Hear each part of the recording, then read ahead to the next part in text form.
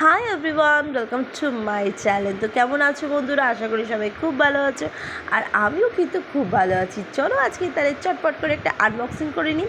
আর বরকে দিয়ে দিয়েছি আনবক্সিংয়ের দায়িত্ব। আসলে আমার আর ভালো লাগছিল না, আমার মনে হচ্ছে একটু ক্যামেরাটা শ্যুটই করি। তো চলো, বর কিন্তু খুলে ফেলেছে ডাব্বা, আর ডাব্বা থেকে বেরিয়ে গেছে আমার প্রোডাক্ট। তো ছেলের প্রচুর ফটো বের করা হয়েছিল, আর সেগুলো রাখার মতো আমি কিছু খুঁজে পাচ্ছিলাম না, আর অ্যালবামেও রাখতে চাইছিলাম না। সেই জন্য আমি এরকম ফটো ফ্রেম নিয়ে নিয়েছি 9 পিসের। এটা হচ্ছে আমার 554 রুপিস পড়েছে।